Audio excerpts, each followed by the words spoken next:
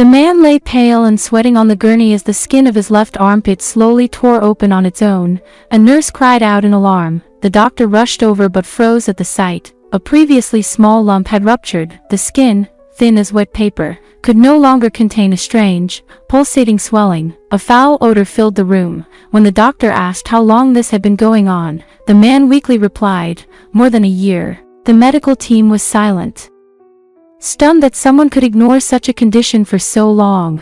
For the man, enduring pain in silence was a lifelong habit born from hardship.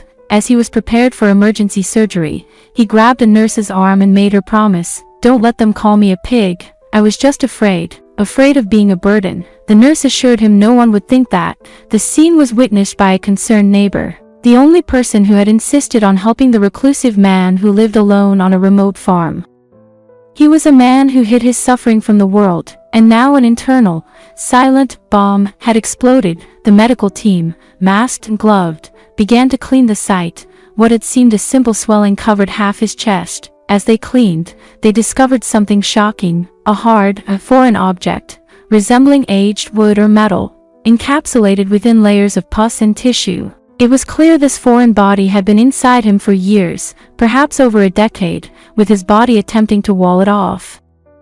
This was no ordinary infection. It was as if something had been forgotten inside him, silently developing until his body could no longer tolerate it. The atmosphere in the room was heavy with the realization of a long-ignored truth finally demanding to be seen. The man had no medical history, no prior surgeries, no hospital visits. He never sought care, allowing his condition to fester in isolation. A young medical assistant, tasked with cleaning the wound, struggled to hide his shock as he looked upon the angry, weeping lesion. Even the seasoned doctors and nurses on the ward were baffled, their usual clinical detachment replaced by hushed, speculative conversations at the nursing station. The prevailing theory was that this was the result of an old, profoundly neglected injury, something the body had desperately tried to wall off and contain for years, encasing it in layers of scar tissue until the foreign object could no longer be contained and had begun to force its way out. Outside the curtained-off bay, the elderly neighbor who had called the ambulance sat anxiously on a hard plastic chair in the hallway. As she waited, a memory, sharp and clear,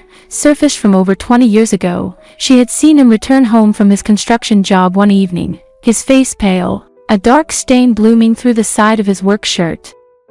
When she'd expressed alarm, he had waved her off with a tight smile, calling it just a scratch from a loose nail. Now, watching the flurry of medical activity around him, the full, horrifying truth clicked into place. It was never just a scratch. Something had been left inside, a secret his body had been forced to harbor, unhealed, for decades. When she managed to catch a nurse's sleeve and ask in a trembling voice if he would be okay, the nurse leaned in and explained in a quiet, confidential tone that they had discovered very old foreign material deep within the wound, something that had entered his body long ago and had never been removed. The neighbor's hand flew to her mouth as the weight of this revelation settled upon her. All these years, through the illness and passing of his wife, through his children growing up and moving away, he had carried this physical burden silently, completely alone, slowly regaining consciousness in the sterile quiet of the room. The man's mind drifted back to the day it happened, the deafening roar of the saw, the sudden, searing pain in his side, the splintered piece of support beam that had snapped and lodged deep within him. His boss, more concerned with avoiding an OSHA investigation than with his well-being, had insisted on a makeshift bandage and a crude, unsanitary stitching job right there on the dusty site. No hospitals, the man had growled. You go there, and you don't come back, and he had accepted it.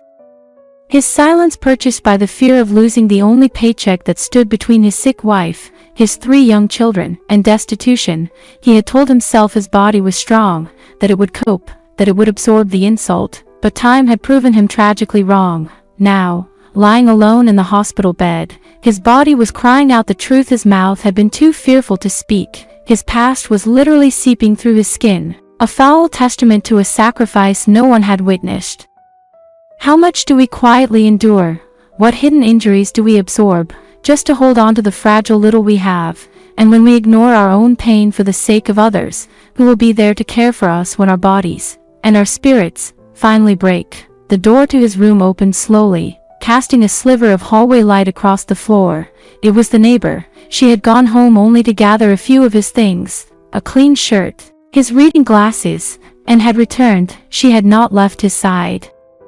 The man awoke fully later that evening, his body weak, his gaze falling upon the plastic bag containing his blood-stained shirt, a physical testament to the injury he had hidden for a lifetime. When his neighbor returned with a cup of tea, her presence a quiet anchor in the sterile room, the dam of silence finally broke. In a voice raspy with emotion and exhaustion, he confessed the entire truth: the workplace accident, the embedded wood, the boss's threat, the crude stitches, and the decades of silence born out of a desperate need to provide. He had carried the splinter and the secret, believing his body had made peace with it, when in reality, it had only been biding its time. Meanwhile, the medical team made a shocking discovery from the scans. The man's body had formed layers around the foreign object, but it wasn't just wood. Embedded within it was a piece of folded iron and, even more strangely, a paper-like material that had decayed. Resembling a note or a label, the origin of these items was a complete mystery, deepening the enigma of what he had carried inside him for over 20 years. The medical team, having pieced together the full story, concluded that their patient had been carrying more than just a physical splinter. He had been harboring the profound emotional burden of a traumatic moment that was never allowed to heal. His recovery, they knew, would require long-term support, not just antibiotics and wound care, but a gentle, guided process to help him finally process the trauma he had endured in suffocating silence. The man, whom the staff now knew as Sergio, faced this daunting truth with a quiet, weary acceptance. With his neighbor's steadfast presence a constant at his bedside, he began the slow, internal work of untangling a lifetime of suppressed pain. The mystery of his ordeal, however, was not yet finished. An anonymous envelope, postmarked from a nearby town, arrived at the hospital, addressed to him by a name no one had used in decades: Sergio. Inside, on a simple piece of lined paper, was a handwritten note: "I'm sorry. I didn't know it would hurt for so long."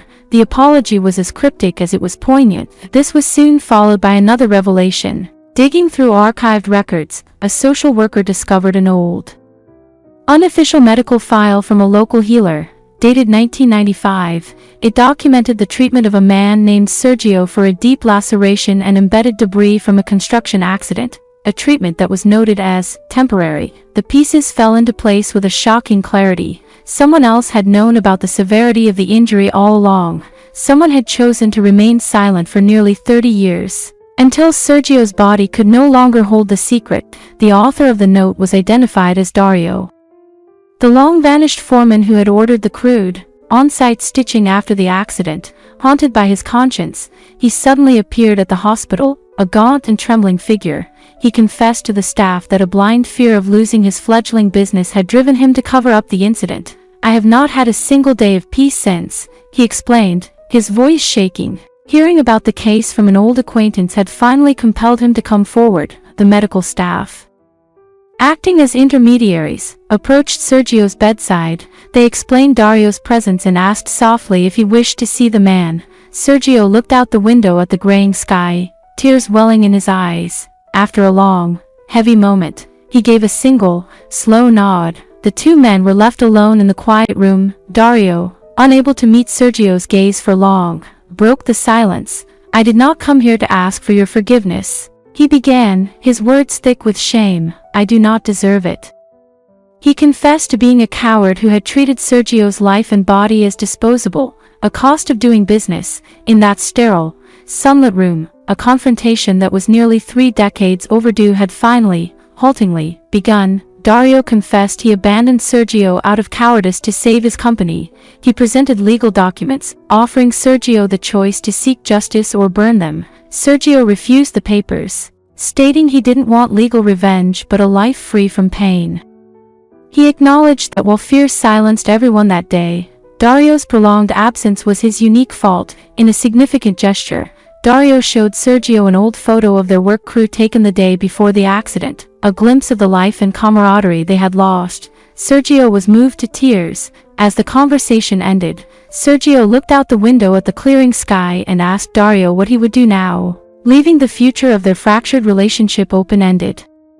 The encounter was a tense but necessary confrontation, moving from accusation toward a fragile, uncertain understanding. The story reached a turning point as the patient, Sergio, told Dario that healing might not be about punishment, but about his continued presence. This tense moment was interrupted by the arrival of Lucas, Sergio's long-lost son, who had been absent for over 15 years. Their emotional reunion was filled with apologies and regret.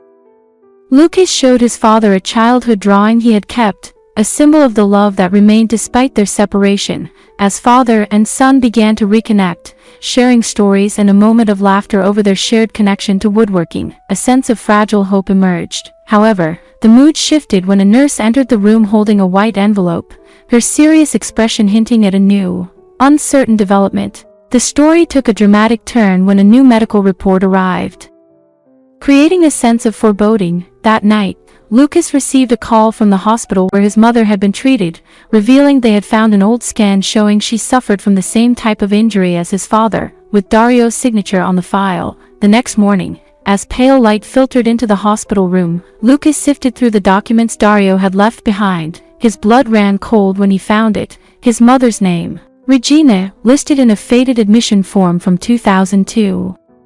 The described symptoms were identical: the persistent pain, the mysterious inflammation, the eventual systemic failure. The doctor's confirmation about his father's condition echoed in his mind. The foreign object had been festering for decades, causing irreversible, long-term damage. The horrifying revelation fell into place with the force of a landslide. Dario had not only been responsible for his father's suffering but for his mother's as well, the two central tragedies of his family, which he had always seen as separate strokes of cruel fate, were in fact deeply connected, bound by the same man and the same pattern of silence and criminal neglect. Lucas discovered that his vibrant mother, Regina, had endured the same lonely agony as his father, her pain similarly dismissed and buried by Dario's cowardice. The weight of this shared, hidden history was immense. Sitting by his sleeping father's bedside, Lucas wrote a note, his hand trembling not with anger, but with a profound, grieving clarity. He laid out the truth simply: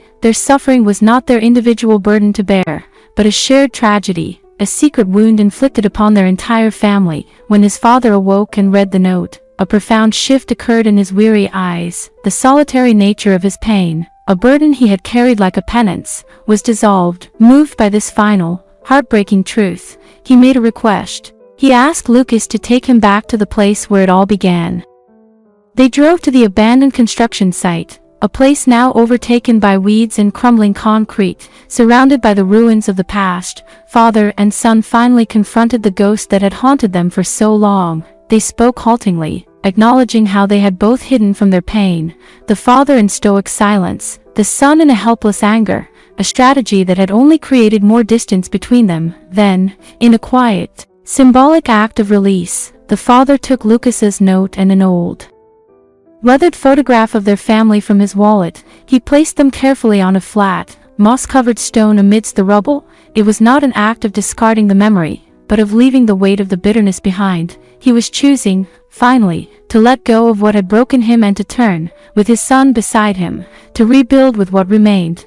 They left the derelict site not with a sense of a problem solved, but with the quiet understanding of a burden shared. The walk back to the car was slow, the silence between them no longer empty but full. There were no grand pronouncements, no promises of a painless future. The decades of silence and hidden agony could not be erased in an afternoon. But as Lucas opened the car door for his father, a new and fragile beginning was palpable. It was not built on the fantasy of a happy ending, but on the solid, humble foundation of presence and of finely shared truth. Their story, like so many, would never have a clean, perfect resolution. Some wounds run too deep for that. Yet, as the engine turned over, the real victory was in the quiet acceptance that passed between them. The most powerful healing often begins not with a dramatic cure, but with the simple, courageous act of one person turning to another and, without needing to fix the unfixable, simply saying, "I am here." And in that moment, for the first time in a very long time, neither of them was truly alone. That's all about our stories. Do you have any thoughts after hearing the story? Please share it in the comments below.